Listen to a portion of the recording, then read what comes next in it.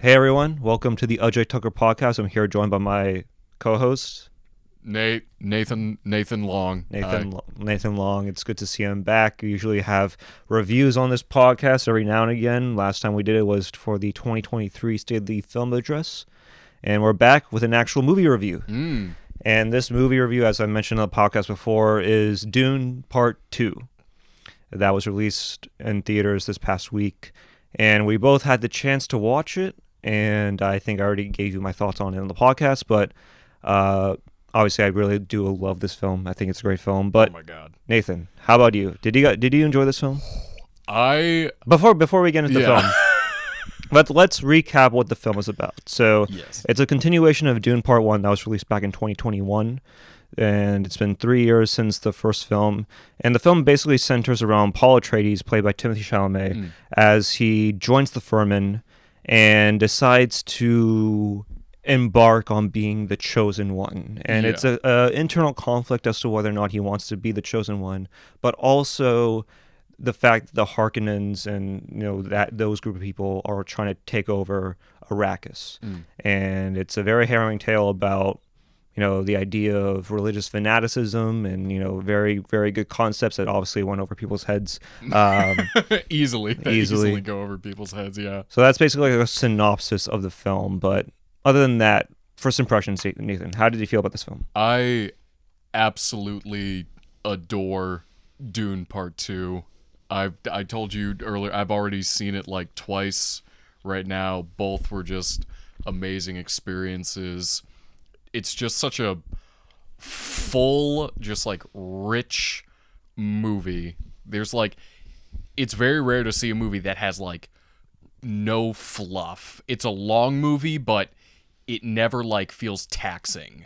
It's like a movie that once it's finished, you immediately want to see it again. Just to like the chance to just like relive just like that first experience. I absolutely adore Dune Part 2.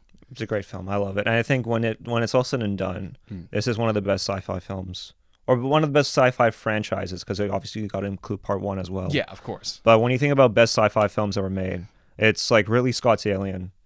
It's 2001. 2001. I was thinking a lot, both of those movies I was thinking a lot while watching this one. And then you got to include the both Dune films. Yeah, no. And that's like, obviously we can include other sci-fi films if you want. Maybe Gattaca if you want to, be spicy. There's plenty, but this one has definitely has now like cemented itself as like one of like the top tiers, I think. Yeah, and you got to give credit to not only to the actors that were in the film. Oh my god, yeah. But to the director Denis Villeneuve. Because so many individuals, accomplished directors, tried to recapture Dune from the book into the film, but without the je ne sais quoi of what Denis Villeneuve was able to do. You can tell just watching the movie that he really just understands like the intricacies of this world and how it all works. I think for the longest time the Dune book was considered it's unfilmable, which I don't think is ever really true when someone is like, this movie's unfilmable. It's like, I don't think that's necessarily true. I think it just takes a very tactical kind of hand to understand what needs to stay, what needs to go, how do we adapt page to screen, because the book I've only read about maybe half or so far. I'm still in the middle of it, but it's very wordy, just lots of monologues, lots of dialogue, and Denis Villeneuve. No V. No V. Yeah. Silent V. He just understands how to take all that text and get it across visually. I watched your review on your podcast, and I think you brought up a great point. You could almost watch this film alone without having seen the first one. That's a thought I had, just because he's so good at giving you information visually and so naturally, so that even if you haven't seen the first one, which of course you obviously should, even if you haven't seen it, you can still catch up and understand like the context. Yeah, I mean, like in the first 10 or 15 minutes of the film, like it basically documents like, oh, Paul Atreides is now with the Furman. Mm-hmm. He's now on this desert planet. He killed somebody Yeah, to assert dominance and to like fill this chosen one archetype that was in their lore and within their mythology. And yeah, I mean, you don't need to watch the first film. Obviously, the first one was really great. Honestly, I think they're equally great. They're equally great, although I was thinking a lot just for the first movie. I love it to death, but it almost is like it has like the unenviable job of essentially it's like more or less like a very long prologue to this movie. It's a lot of setup, a lot of amazing setup, but I know I've talked to some people who have like watched the first movie and I've just been like, oh, it's like really slow, really boring, which like I disagree, but like I can understand where they come from because that movie really is just like a lot of setup for this world. And then once we get into Dune Part 2, now the setup is done and now we just get to like live in this world. All right, let's break down the film, shall we? Because obviously this is Totally, going to be a spoiler review film. I mean, a spoiler review. Obviously, we're going to be discussing about it ad nauseum, so obviously we will break down the film. So let's get right into like the beginning of the film, shall we? So what do we see in the first act of the film? You brought up it's just like Florence Pugh's character, the princess, the daughter of Christopher Walken, who's the emperor of the known universe. She's kind of just breaking down like the fall of House Atreides. After the first film, the Harkonnens have kind of like retaken spice control, and the first we see of like Paul and the Fremen, they're just kind of like they're just hiding from the Harkonnens, and that action scene really like sets the tone. It is like this movie's PG-13, right? Yes. It's a brutal movie. Like I think within the opening 5 minutes, like Rebecca Ferguson's character like murders a man like with a giant rock. And it just kind of like hangs on that. It is just such a brutal, oppressive opening, and it really like sets the tone for things going forward. Their like little ambush of the Harkonnen squad, and it goes from that to them like entering the Fremen Siege, and from there you see like there's a split in the culture of the Fremen. There's one half, I think the fundamentalists who believe that like there's a chance Paul could be their Messiah, and then there's another split of like Zendaya and like her group. They don't believe they believe very much so that the prophecy is like all just like lies to kind of like because it's all made up by the Bene Gesserits, but like they catch on to like it's just like a tool to like control their people. So like you see a split, and from the get-go, Paul is all about like trying to like get all sides to work with him. He doesn't necessarily believe in the prophecy or believe himself a Messiah, but he needs it to work so he can get his revenge on the Emperor and the Harkonnens. And I think this is also the part in the film where we see Paul Atreides getting those visions of like if he is like the Messiah, if he is the chosen one, then he's afraid that at some point all the people that essentially helped him to get to that point will be dead. So he's a little bit as well sort of cautious as to taking that role. Yeah, I don't know if it was in the first act or in like the beginning of the film, but I definitely saw like the visions of his like early on in the film. Oh yeah, no, he gets them progressively and they just get worse and worse. Like he knows that like if he reaches like this Messiah status that it's just going to bring like nothing but death and annihilation. And I really liked that journey for his character because you said we're good with spoilers. Yeah, of course. Right? Full spoiler, but like, you know, by the end, he's accepted his role, but like almost begrudgingly. Like I like how like at the end when he's like giving these speeches, giving these commands, he's like so like authoritative, but like in the quieter moments, like when he like is not doing that, he just looks miserable, which is a detail I like, as if he's like begrudgingly taken this on because he sees it as like the only way to like meet his end goals. Yeah, it was very ambiguous of the ending. Obviously, like the Furman and not Timothy Chalamet, but Paul Atreides, they take over, right? Yeah. And that's obviously the happy ending, but there's a little bit of a darkness behind it. Yeah, because Where you see religious fanaticism, you see a bunch of people that are looking at him as if he's like a demigod, or as if he's as a savior for them, and they're essentially just continuing on what the Harkonnens and what Florence Pugh's family essentially did to them. Yeah, and now they've become the big thing. There's like no real room at the end of the movie for them to celebrate, because it just like ends after that knife fight, and then immediately the great houses are like, Paul Atreides, we don't accept you as our emperor, and then immediately the galaxy-wide holy war begins, and that is just such a brutal way to end that movie. Yeah, I forgot to keep time of this pod, so this is going to be long. We're already deep into it, so fuck it. But why did I open the calculator app? Why the fuck did I open the calculator app? All right, let's start. We'll start now. Cool. So, in the first act, Javier Bardem is usually the main guy that's not in charge, but is the main person that's sort of parading. Yeah, like Stilgar is his name. He's kind of like their kind of like leader, their chief, I guess. And he's the one that's essentially trying to show other people that Paul Atreides is that figure.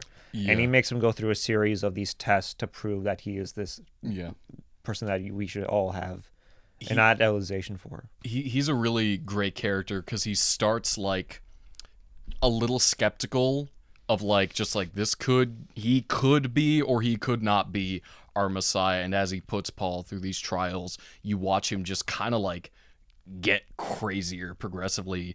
Like he starts off almost like as kind of like this nice like mentor, like fatherly figure to Paul, before he's like fully on the train of like blind devotion, to the point where like I think it's like during like the big council meeting in the South, he's like, Paul, please murder me, take my place. Yeah. I literally want to die for the Lisan al Gaib.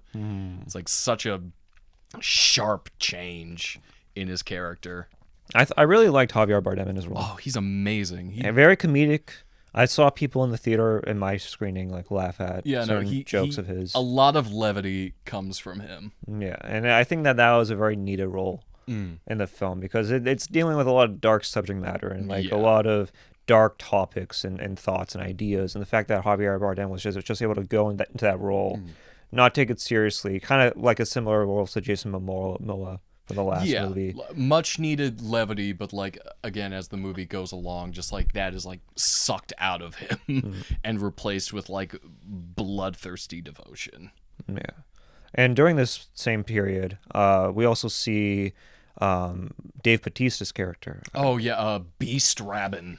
Yeah, and he's just taking a pummeling throughout this entire throughout the entire film. Like, it felt as if he was just like a punching bag for not only the Harkonnens but also for the people in Arrakis, because there are times where he tried to take more control and then he would just go back. Yeah.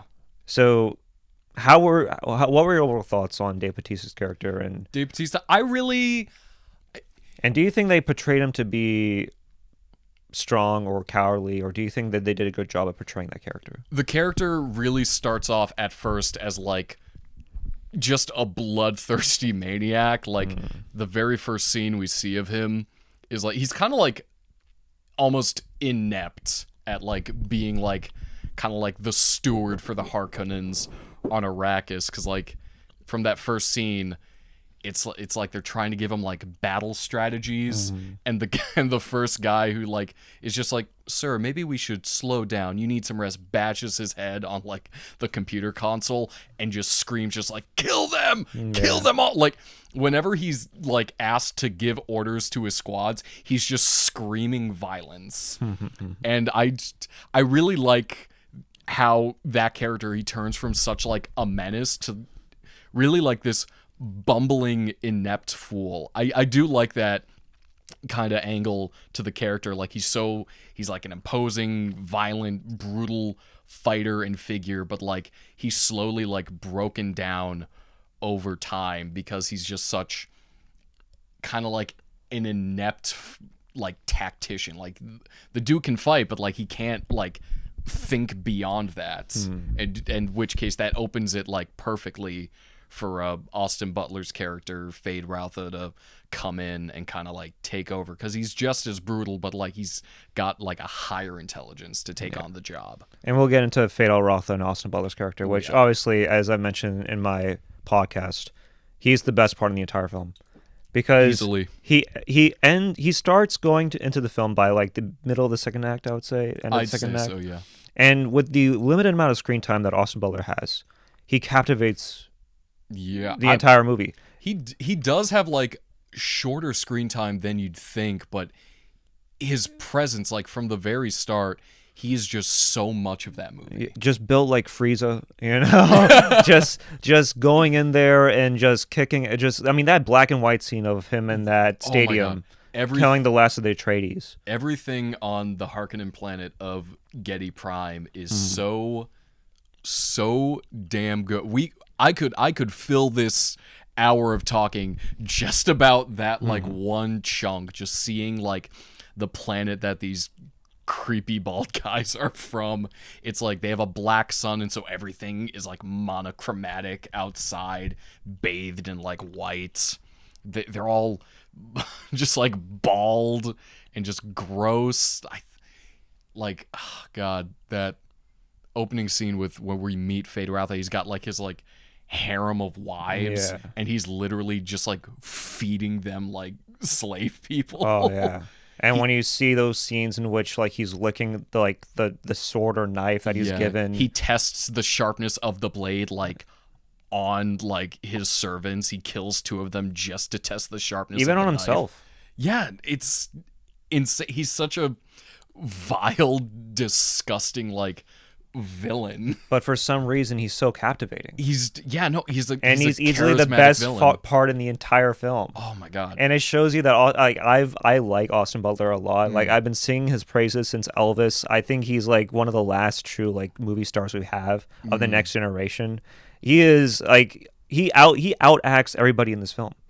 Like in the scenes with Timothée Chalamet. Like I like Timothée Chalamet. I think he's a fine actor, but like in every scene, especially in that duel scene at the final battle scene, easily like the way that he mimics like Timothée Chalamet's like voice is great. I mean, obviously that's in the script, but he's just so great in this film. Yeah, no, both those actors, Timothée Chalamet, Austin Butler, I'm more or less like lukewarm on them. Just like, yeah, I'm sure they're good actors, but like I've never seen like them in anything that like really made me like go, oh wow, this is the movie that made me. For both of them, I think I was like, oh wow, these two are like, they are owning this. They are kind of killing it. I'm a little on the fence with Chalamet. Really? I'm not on because to me, like when I think about like a physically imposing protagonist, especially when you're a Paul Atreides figure, right?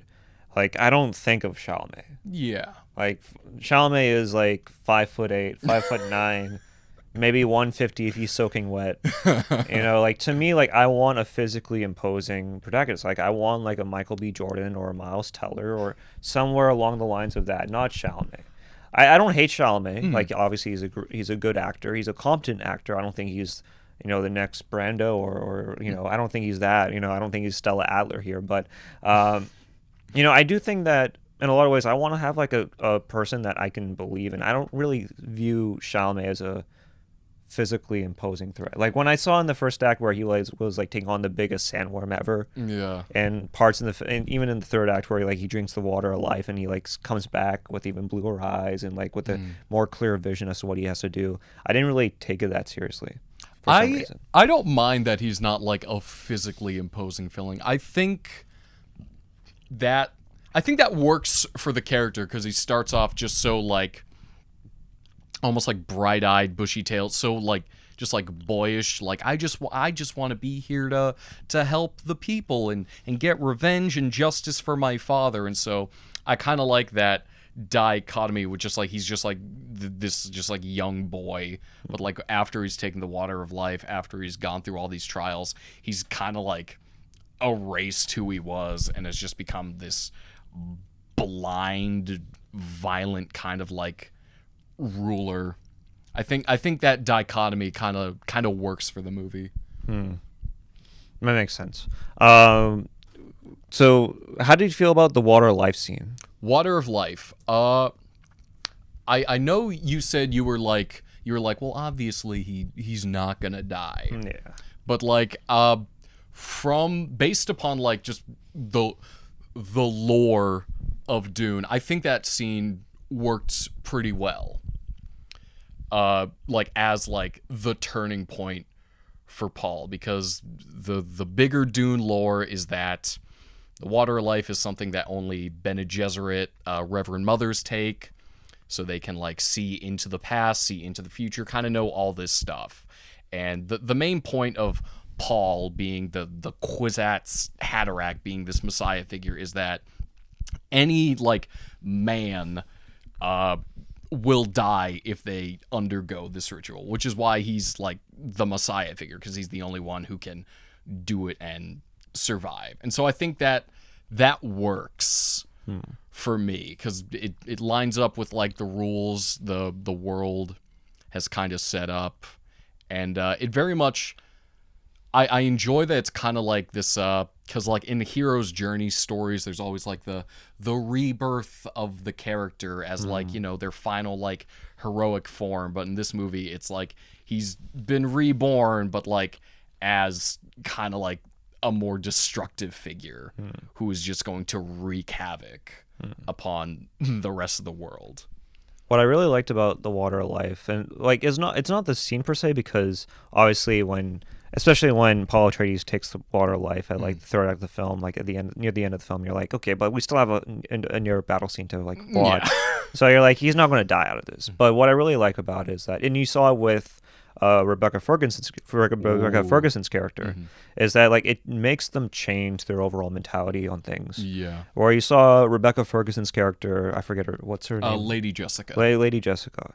You see her being very supportive of Paul Atreides and his actions and what he wants to do, and then on a dime, as soon as she takes Water of Life, she's a little bit more authoritative. Yeah. She's a little bit more combative with what Paul Atreides really wants. And because of that, he makes that brash decisions that may not really pan out in the real time, you know? Yeah, definitely after, especially for her, which, first off, she's amazing in the movie. Great. She's fantastic actress, but like definitely like after the Water of Life scene, she takes on a much more like villainous presence. Like from the get-go, like after she has gone through that ritual, she is all for like fully manipulating the Fremen and like completely like propping her son up as like, yes, he is the Messiah. Like there's that one scene when she's like talking to her unborn daughter, who's also taken the Water of Life and is now just this super intelligent fetus who speaks to her mother. Great stuff, great sci-fi. But there's that scene where she's just like walking through the chambers, and she's like, oh, we have to start getting the Fremen on our side. So we will start with the most weak and vulnerable of the people and get them to believe in Paul. And she just stares down, just like a small group of women and children, and just makes like them huddled in a corner. Like convinces them that he's the guy. Yeah, it's like chilling, like her turn into just like full-blown like controlling figure. Yeah. I mean, I remember watching the first Dune, and obviously the Star Wars comparisons are right there, right? You can definitely tell that Star Wars was clearly heavily influenced by Dune. Yeah. But it was even more so after watching the second film, where you see like, oh, they're related. You know, one of them is their father. You know, you see like them going after spice production and all that. Like, to me, when I watch these first Dune films, it reminds me of the prequels and what the prequels should have been. Yeah, what they wanted to What be. they wanted it to be. This is exactly what the prequel should have been if it was directed by a director that had a semblance as to... And I like Revenge of the Sith, by the way. I think Revenge of the Sith is a pretty good movie. The first two, not so much. But when you watch this film, you're like, oh, I see a lot as to why George Lucas made Star Wars.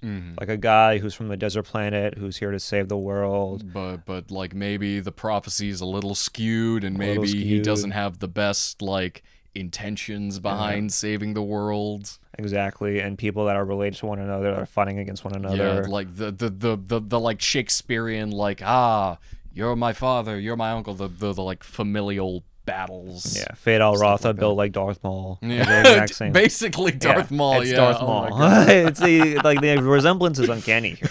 It's like this is exactly what the prequel should have been. Yeah. If it was directed by, I like George Lucas. I think George Lucas is a very talented visionary filmmaker that obviously has been a part of pop culture for 50, 60 years now. But at the same time, the prequels could have been better if they just stole more from Dune. Yeah. It's all you need, George. It was all right there. It was all right 600 pages. Yeah, if they didn't sue you for, taking their ideas in the first original trilogy, they wouldn't do it in the second. No. So Frank Herbert's pretty cool like that.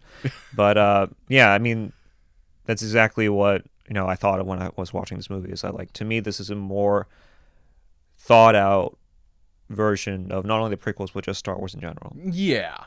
It's a much more both are very much like hero's journey movies. You can like point out all the spots, just the reluctant hero, the wise sage, the climax, the rebirth, but it's all a twisted version of that. A twisted version of the hero is not here to save you, he's here to subjugate you and then murder everyone. Yeah. So let's get into the second act of the film. Yeah. So what are some observations that you made during the second act of the film? Can you describe it? You watched it more than I did, so it's... Yeah. Are we starting? This is starting from the introduction of Fade Rautha. Yeah, I would say the Harkonnens. Yeah. The Harkonnens losing some power. Bautista's character losing some power within his role. Yeah, Batista kind of. I guess the introduction of Josh Brolin. Oh yeah, the catalyst for Batista is he wants to go blow up the Fremen, but again he's a moron. I love the scene because they're in their ornithopters, and the guy at the front is I literally can't see the Fremen. I have no idea where they are. We should probably leave. Dave Bautista just snaps his neck. And he's just fire indiscriminately everywhere. Oh, yeah. And then we're going to go down and fight. And they just get ambushed immediately. And there's the great shot where you just see there's thunder and you just hear the Fremen shouting Lisan al-Gaib in the shadows. And you just see Paul Atreides start walking up from the smoke.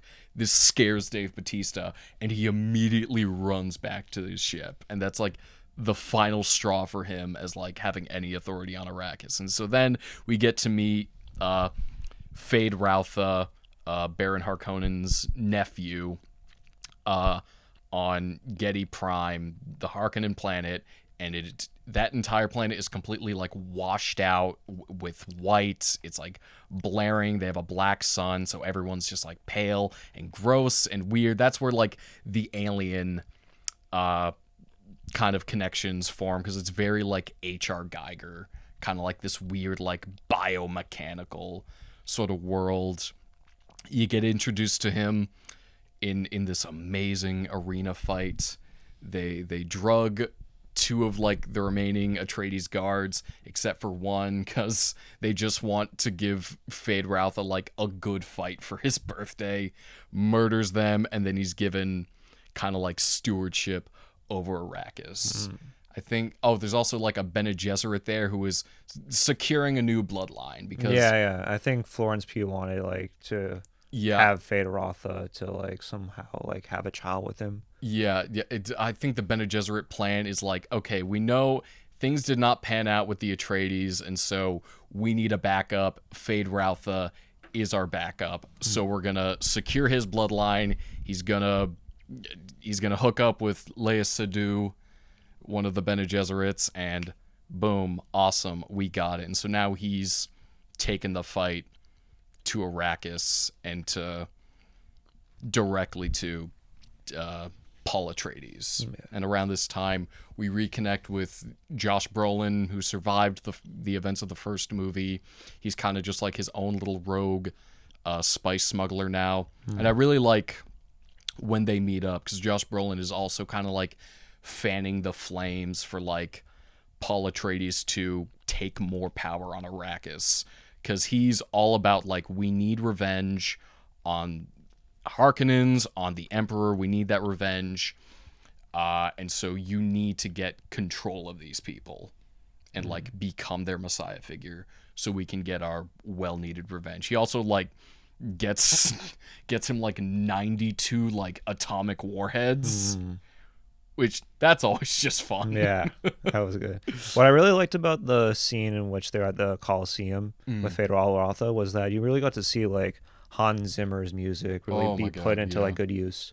Because I feel like that was like one of the criticisms of the first movie. Yeah, that it was like an oppressive kind of story. It was mostly just like loud. Yeah, loud, without any sort of harmonization with like the scenes. And I felt like with Hans Zimmer, he did a really good job at trying to be like an instrument to like what the actors were doing or what the actual scene was presenting, instead of trying to be like loud and bombastic, which I really liked. Yeah, this second movie, I still like the score from the first one, but the one here is just so... It's more rich. It's more primal. Yes, that's a good word to describe it. Just like I just have like, they have like the throat singing in the opening. They have like these wailing calls that just like they're like burrowed into my head. Yeah, and I just hear them all the time. There was like a meme going on Instagram or like TikTok maybe of like these like this choir or maybe a cappella group from like a college, I think some like Utah Mormon college, and it was just like all these like white dudes just like singing the Dune theme.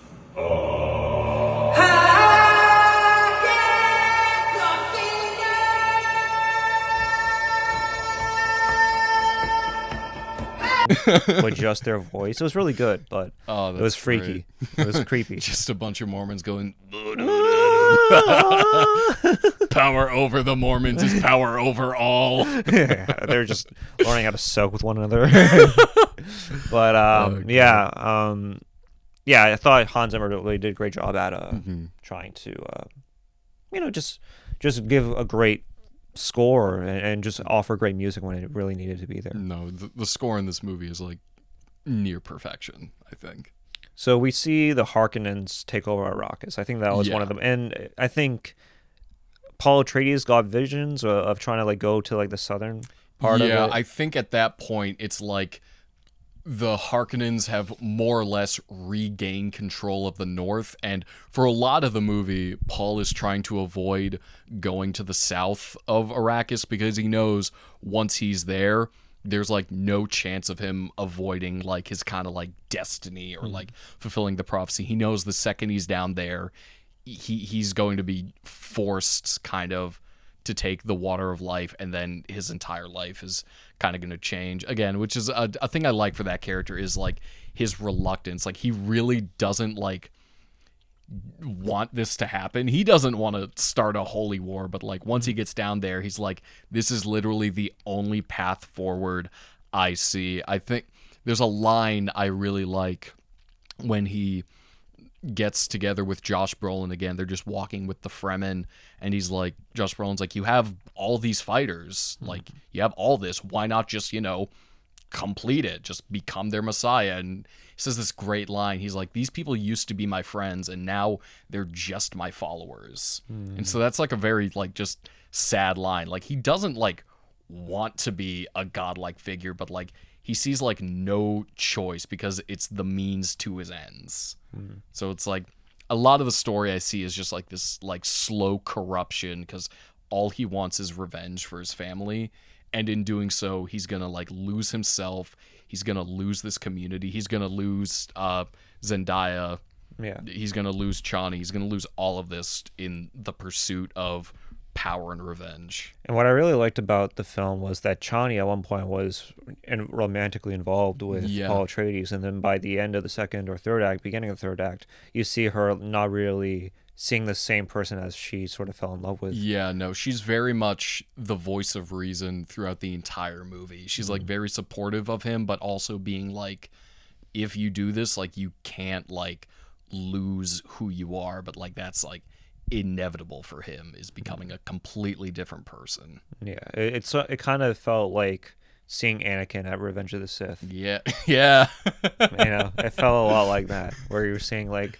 an overall guy that came in with good intentions, over time just be succumbed to his vices. Yeah, not to the extent that Anakin did, but still at a point where you're like, okay, this is not the same guy that we sort of fell in love with in the beginning. Yeah.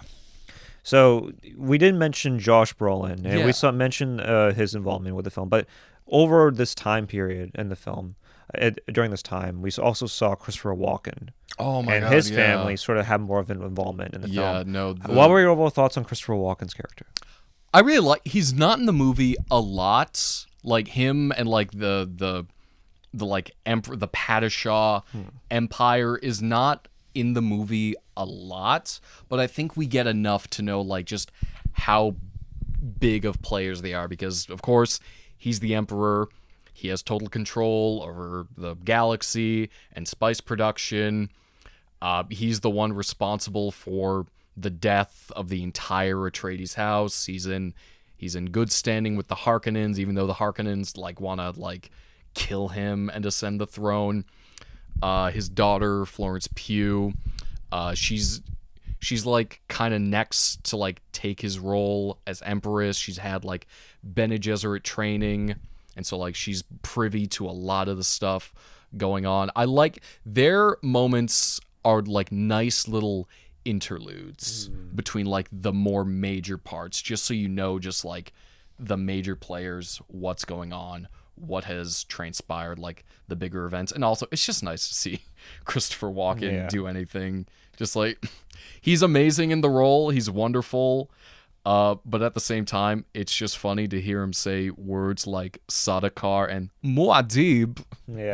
So you said something that was, I think, like I also agree with, which is that like the conversations amongst their family were some of the most fascinating combos. Throughout the entire film. Getting to learn just like, again, like the first movie is all set up. The second movie, now we're just living in the world, and like those like little the political conversations between like the Emperor, Florence Pugh, they have the Bene Gesserit Reverend Mother, just like all this like planning and just like these conspiracies that they've had over like decades and decades to get to this point.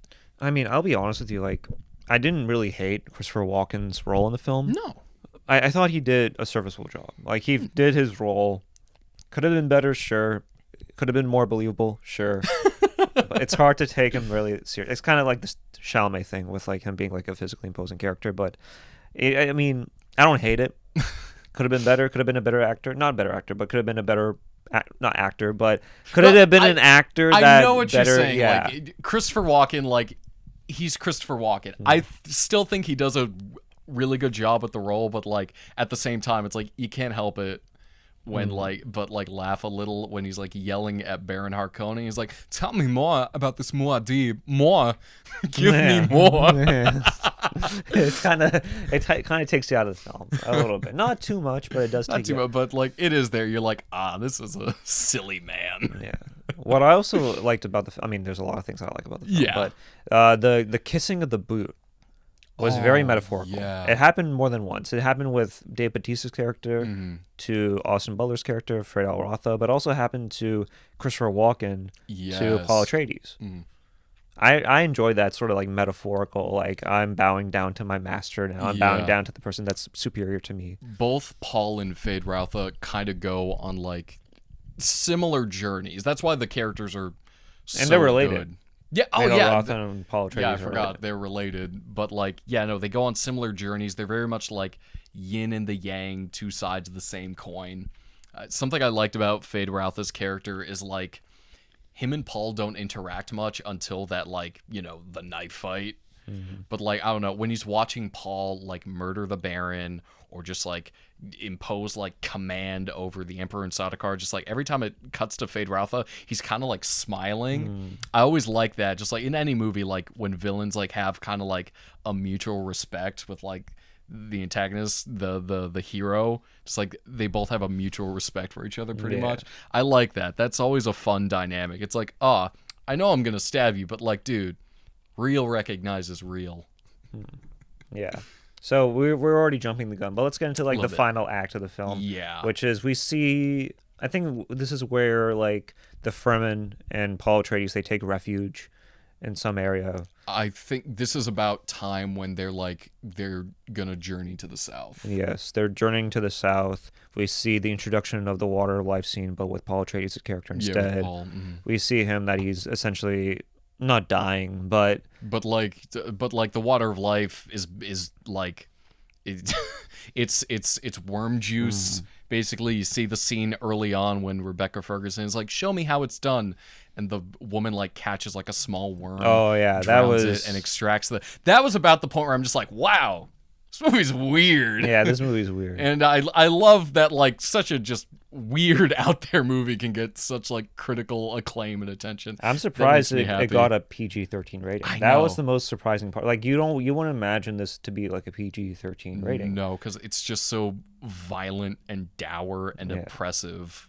But like it's PG-13. Hey, get that money. Bring your kid to see Dune Part 2. What I also liked about this, once he gets the water life, I don't think it was before or after he gets water life. Like he starts like challenging people in the Fremen to like fight him. Oh my god, yeah, no, that and like everybody was scared. Yeah. And then you see the water life, and then they all just look at him as like he's their Messiah. Yeah, no, I think that's after he takes the water of life because now his like mind is open. He can see into the past, into possible futures. He's just this like godlike, omnipotent figure. And the second he walks into like the big council meeting of the Fremen, he just starts screaming at them. And he's like, "Your rules do not apply to me. I am your literal god." Starts like telling people like stuff about their life.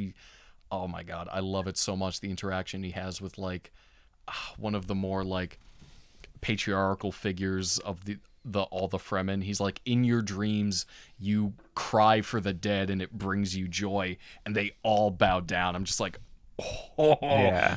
I'm about to start praying to the Lisan Al Gaib. Dang. Yeah.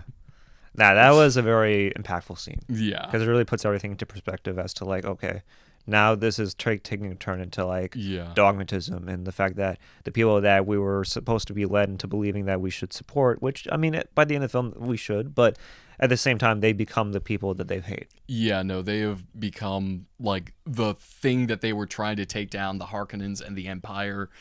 They really are just like now replacing them and like not much will change. So then what happens afterwards? We see them call the Harkonnens to fight. They call down the Emperor and the Harkonnens, and they're like, "Here we are, come and get us." And we get this amazing like siege. Like all the Fremen are riding like sandworms. They have like an entire battalion. They're like special unit fighters. I think it's like the Fedaykin. It happens twice in the movie, but like they like hide in the sand and then they just rush out. Oh, dude, that's fight scene. That hypes me so much when I see these Fremen running out of the sand. I'm like, oh my god, let's go! Yeah. Holy dang! The scene in which everybody was fighting, like it gave me flashbacks to Dark Knight Rises. Where you see like Bane and like all of his like legions of prisoners fight against like cops and all that. It reminded me a lot of that scene. Such a big I was getting like Lord of the Rings. I haven't watched Lord of the Rings, so I don't know. Wow. I haven't seen Lord of the Rings. Well, listen, we got plenty of time before they release the third Dune movie if they plan on doing that. So yeah, Lord of the Rings. We'll watch. But yeah, that was a great fight scene. Like just the amount of like kills that were in this film with Josh Brolin in it as well, and we saw the death of I think Batista's character. And it ended quite short. Like it wasn't really like this momentous fight scene that I thought. It was a quick fight because like by this point Batista's character is so like beaten down and wimpy. Like he's made like he's made pathetic, and then Josh Brolin after like pretty much just like completely steamrolling so many Harkonnens. A fun detail of that scene is like the entire time Josh Brolin is fighting, there's just a guy behind him waving the Atreides flag. Really? Like, there's just a guy in the middle of this giant fight holding a flag. Like, oh my god, good on you, dude, for not getting stabbed. But like once he faces off against Dave Bautista, it is so quick. There's one scene in particular that I think I forgot to mention, but I think it was some point in which like Baron Harkonnen like makes Fatal Rotha the guy to take over Arrakis. Oh, where he gives him a kiss. Yeah, and then Fatal Rotha kisses him back. Apparently, that was improvised by Austin Butler. And when he saw that, like, Fatal Rotha just looks right into, like, the barrel of the camera and just gets this, like, long, prolonged stare. Of this Fremen demon.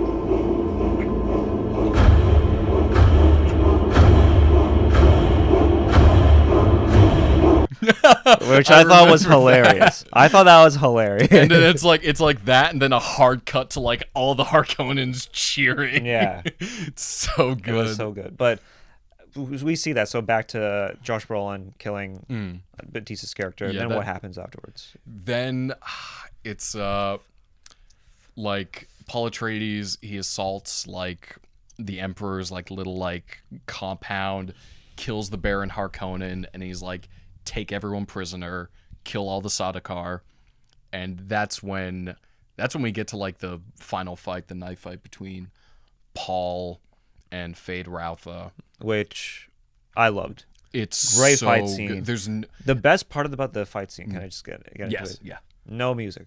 No, that's what I was gonna say. Yeah, no, they played it. There's no music. It goes silence. It is just these two fighting. I think it was like in not one take, but it was like just like no cuts to it. No, as far as I can remember, very few cuts to it. Everybody in the theater was just like gravitated towards this. Yeah, this was like the scene where I'm like, yeah, it makes sense why no one's. Yeah, no, you could like, it's the kind of scene where like you could hear a pin drop. Yeah, and you could just hear people in the back as soon as like Paul Atreides gets stabbed. Yeah, he gets stabbed that first audible time. gasp from the theater, which I thought was great. It's such like a culmination of like everything that has happened up until this moment, like this final like show of power for Paul to like take down his what is essentially like his equal, like dispatch him and then make the Emperor of the universe kind of like fall to his knees and like he's kissing the boots, like make like the most powerful figure kind of like bow down to him. And then that leads into Florence Pugh. Oh my God! Saying that she's going to marry Paul. Yeah, he agrees to marry the princess to like so he can have like legitimate control as the Emperor. Does this right in front of Chani. Yeah, and then takes a look back behind him to look at Chani. I think Chani at this point was just left.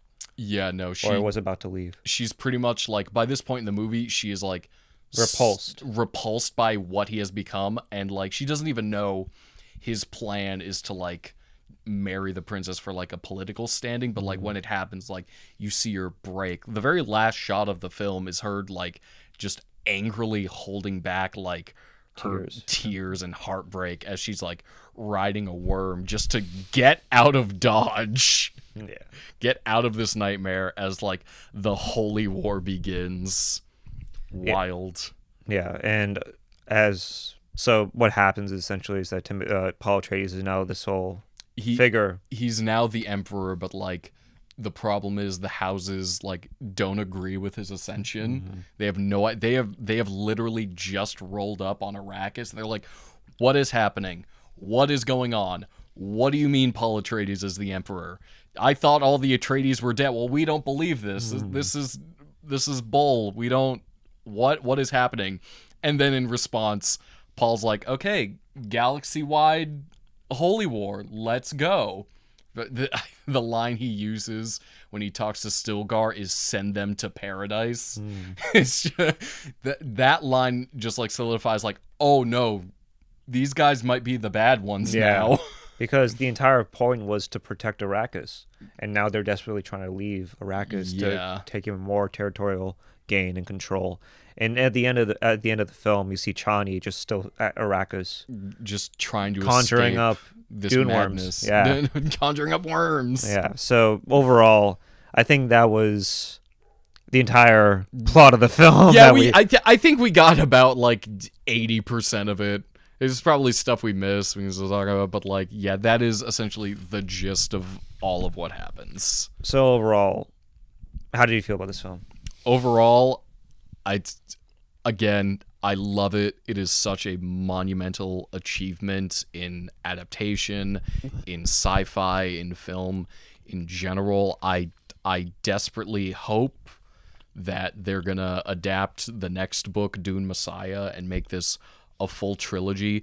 of course, the movie ends in such a way it's a satisfying ending, but like, dang it, when you tell me there's a holy war going on, I want to see that holy war.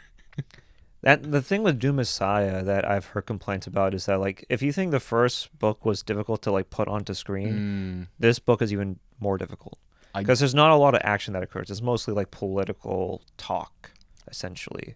That's what I've heard about Doom Messiah. It's like there's not that much. I'm okay with that. Really? I'm okay if it's like more of a like political like thriller, sci-fi thriller almost. I'm fully on board for that. And again, like the Dune book itself is almost all dialogue. Essentially, like even like there's the small snippets of action maybe last like half a page. They're kind of just mostly just like a few sentences, and most of that book is like dialogue, more or less. So I have faith in the creative team that whatever's up with Dune Messiah, they can take that and they can make that a full movie. Yeah. Overall, I love this film. It's great. It's a great Amazing. film. Great acting, mostly by Austin Butler, Josh Brolin, Chalamet as well. Rebecca Ferguson, they all did great. Zendaya, I mean, she did okay. She's good. She's good. She's good, but her character really shines when she becomes like the only voice of reason. Yeah. Like left in the entire like cast, essentially. Yeah. That's when her character really gets to shine. The acting was good. The visual effects were amazing, obviously. Spectacular. I mean, it's going to win an Oscar for visual effects easily. It's been better. It's about to. It should next year. I mean, obviously, Oscars is this Sunday. Can you imagine that? Really? They are? Yeah. Is it? I didn't know that. Are you are you surprised by that? That it's this Sunday? No. Yes, I actually am surprised by that. This will be released after the Oscars, but if Barbie wins Best Picture, I'm going to slit my throat. It won't. If it wins Best Picture. It'll be Oppenheimer. Oppenheimer? Maybe. Or I don't know, something boring. I'm rooting for Bradley Cooper. That's my Maestro. lock for Best Actor. Yeah. He deserves it. Honestly, like I feel bad. I mean, he lost to Rami Malek for Bohemian Rhapsody for Best Actor. They should have nominated his role in the third Guardians of the Galaxy. for Best Rocket Actor. Raccoon. Yeah. Yeah. And instead of Bradley Cooper, you bring up an actual raccoon. Yeah. But, I mean, give him the Oscar for The Hangover. That'd be great. Like 10 years later, just like, Hangover. We need more comedy films in cinema, and theaters. But overall, great acting, great visual effects, and I think none of this would have been possible if it wasn't for Denis Villeneuve. Oh, no, not at all. No, I can't imagine another director being able to do this movie. Many have tried. Alejandro Jodorowsky tried to make a Dune, but he's just a wacko. Yeah. So his would have been even crazier. David Lynch tried to make a Dune, which was okay. I mean, but the problem I don't hate that movie. I kind of like that movie. The problem with that film is that like he made the two movies that Denis Villeneuve made into one film. Into what with is less of a budget. Yeah, what is this second movie only amounts to maybe like 10 minutes in the David Lynch Dune, and then it just ends. Yeah, and also not the same budget. And it's 80s, and obviously, like I don't think we would see the David Lynch we would see today if that film was successful. Yeah. If that film was successful, I don't think we would see the Blue Velvets or the Mulholland Drives. Oh yeah. Or the Twin Peaks that we would get from David Lynch afterwards. But yeah, this film was great, and I think in a lot of ways what the Dark Knight trilogy was for Nolan, this is going to be for Denis Villeneuve. Yeah. Where you see a director that's taken a lot of great, films that weren't really tied to a franchise, but he still made great, films that didn't really have an IP attached to it. Whether it's Enemy or Prisoners. Polytechnic was also Incendies, yeah. Incendi, yeah. It's one of those. Whatever. Sicario. I mean, the only film that man. Dakota Johnson did a pretty good job in terms of acting. She was in that movie? Was she? Was she? I don't know. That might have been Brie Larson, right? That was Emily Blunt in Sicario? What was it? That was Emily Blunt. What was the one film in which Dakota Johnson did a good job in? Madam Web. Don't you dare say that. We're editing that part out. What was the one film that Dakota Johnson did well in? It was like a. Was it a like Denis? A Was it a rated R, Denis movie? It was like a horror film. Oh, this is going to hurt me, but I gotta look it up. How did we get here? By the way, go watch Madam Web, a really great film that is worth your attention and deserves. Well, Dakota Johnson. I think she was in Sicario. Let me look it up, but it's got to be Sicario. It's got to be Sicario. Suspiria. Suspiria. Yeah. That is a very different movie. Yeah. Very different movie, but she was good in that. Yeah, she was. But I'm not a big fan of Dakota Johnson either. I find her very repulsive as a person. No, I don't find her repulsive. I just think that she's a nepo. Isn't she like daughter of like Melanie Griffith and Dawn Johnson? Yeah, and I think. People for some reason find her like great because she like went up to Ellen, was like, "No, you didn't come to my birthday party," and for some reason like people are in love with her or are infatuated with her just because she said that to Ellen. Stop giving celebrities attention. I just find they don't care about the normies. And she's I don't even think she's a mid actress. I think she's just bad. I mean, she's good in Suspiria. Maybe she just needs a better agent. Some actors just need a better agent. I guess, but if you've been in like a lot of bad films, it's on you. It's on you for picking those scripts and those. Like, you can't blame Sony for saying, "Hey, it was an MCU film. They promised an MCU film, but I was actually in a Sony film." You can't just outright just say that when there's been a track record of bad films you've been in, right? Like, if anybody who's been in the 50 Shades trilogy in any of those films who decides to pick Madam Web, I'm like, okay, that's on you then. But anyways, back to Dune. Back to Dune. This is Denis Villeneuve at his best. Yeah. I mean, we saw, inklings of it, like early impressions of it in Blade Runner 2049, which is also a really good film. That's an amazing movie. Love that film a lot. But this was a continuation of him in sci-fi and doing an impressive job in it. And, you see elements of Enemy in this film. You see, like, impressions of Blade Runner in this film. Absolutely. And I think this just goes to show you that Denis Villeneuve is new. I wouldn't say he's the new Christopher Nolan, but he's definitely a guy that I look at and I'm like, okay, he's definitely emulating Nolan's footsteps. They both definitely kind of like live in the same school of like an auteur filmmaker making like high budget blockbusters and making it like their way, how they want it to be. Yeah. They're able to work within the system but still find ways to make great movies within that system. Yeah. I was thinking just today, like, I think Christopher Nolan very much opened up, like, an avenue to have more, like, I guess, thoughtful blockbusters. Yeah. Like, more than just, like, spectacle, but there's more meat to them. Yeah. Yeah, I feel that a lot. And one of the reasons as to why, like, I want to give Denis Villeneuve a lot of credits because there was like an interview that he did in which he said that, when you leave a cinema after watching a movie, you're not thinking about the dialogue. It's all visuals. I did hear that. And I tend to agree with him because a lot of times when I leave a theater, I don't think about the dialogue. There's very few times where you think about the dialogue. Yeah. Right? You think about Sixth Sense, I See Dead People, or you think about Star Wars, whether it's Empire Strikes Back or Return of the Jedi, where Han Solo says "I know" to Princess Leia when she says "I love you." But other than that, there's very few times where you really think about the dialogue in a film. Yeah. It's purely visual, and I think that's what makes cinema stand out. And I think, directors like Denis Villeneuve really showcase that in full form. Yeah, no, definitely. I don't fully agree, but I know where he's coming from because, like, I think dialogue is it's important to movies, but like for him, he's obviously very much like, I'm gonna give all the details you need to you just by looking at it. Yeah. And he excels at that. Like I don't know how spices harvest, but when I see the giant like Harkonnen brain things like just kind of like pitter patter through the sand, it's like my brain gets it.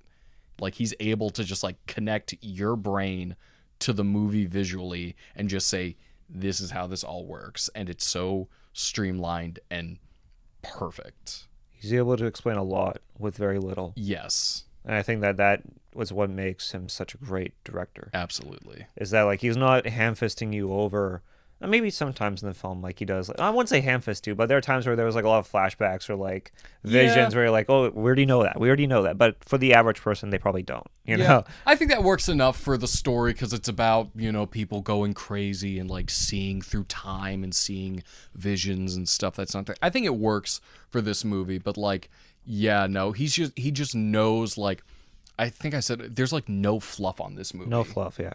It's like there's not a single thing in this movie that I think like, oh, you could cut this down. Just like it's all there, and it all has a purpose, and there's nothing I would like want to change about it. And the pacing was great. It's paced really well. At no point did I feel as if I was watching a 2 hour and 48-minute film. No, like, and I didn't even take a bathroom break at all during this entire film. That was great. And I really like the film because I realized that like as audiences, like we become kind of dumb. I'm not the first person to admit this, but I remember when the film was over and like I watched it, I'm like, okay, this film, like you can easily understand it within the first viewing. But like there was like this group of like people that were like on the older side being like, I didn't get it. I'm like, how? And then somebody was like, oh, I guess you got to read the book to understand it. I'm like, no. I didn't read the book. I did not read the book. After the first movie, I was like, okay, I got to read the book now because I was like fully into Dune, but I never got a chance to read it. Yeah. So I just watched the second film and I'm like, no, I understand it perfectly. No, it's all pretty cleared and laid out. It like I can understand why it'd be hard because it's very like deep sci-fi. It's very cosmic. I can understand why why grandma's brain is going to check out when Rebecca Ferguson starts talking to her fetus. Yeah. I can understand why grandma doesn't gel with that. But for me, I think it's brought on it comes across as pretty just like, oh, okay, yeah, no, that makes sense. The water of life just makes your brain like that. I get it. Yeah. I mean, I know it's no like what's the new Anne Hathaway movie where she falls in love with like the lead singer of a rock band? This piece is from my friend Sarah. What's it called? Unclose Me. And what do you feel when you look at it? Everything. I know it's not that, you know, it's not as complex and dense as that, but I don't know. I feel like when you watch this film, I feel like in a lot of ways, people will get it. Yeah. People will get it. Obviously, there'll be a fringe few that won't, but if you have a brain, you'll get it. That's all you need. You just need a brain. So is functioning gray matter. Just watch it, hear the dialogue, you'll be fine. You'll be good. That's all you need. That's all you need. So overall, that was our review of Dune, and how we're doing 50 minutes. I think we did an hour. Yeah, I'd say so. I mean, we weren't timing it. We weren't timing the first 10 10 minutes, so hopefully we didn't say any swears in the first 5-10 minutes. We know what the YouTube algorithm I does. have been purposefully trying not to swear this entire time. All right, no worries. You're good, man. The first 5 to 10 minutes, you're good. But fuck yeah. Cool. Yeah, so overall, that's our review of Dune Part 2. We're excited for the next installment of the film in this franchise. Hopefully they haven't announced it yet, but like, come on. Don't you producers like money? Yeah. And yeah, again, great film. I mean, there's not really much we can add. Like, there's not much that we can predict because we didn't really read Dune Messiah. But at the same time, like even if we like predict something, we'll still be fine with whatever Denis Villeneuve gives us because because we know it's going to be good. Absolutely. You know. So overall, that's our review for Dune Part 2, and 2 thumbs up, as Ebert and Siskel would say. Siskel and Ebert, rest in peace, both. You are the main reason why there's so many YouTube review channels out there. So yeah, that's our review, and I don't know when we'll talk next in terms of on screen for a podcast. Yeah, we'll find more movies. We can go through all the Lord of the Rings movies. At a strange review yesterday, we're talking about Spaceship Troopers. Starship Troopers? Starship Troopers, I yeah. literally watched that Wednesday before I went to see Really? Dune 2. Is it good? It's really good. Yeah, no, if you like Paul Verhoeven, if you like satirical like movies, and like both that and Dune 2 are like not a bad double feature. Really? It's kind of like a weird little through line. Is it like a both. continuation of it? No. Really? No worms, but there are All right, that's it for the bugs. podcast. Bye. Thank you. Okay, bye.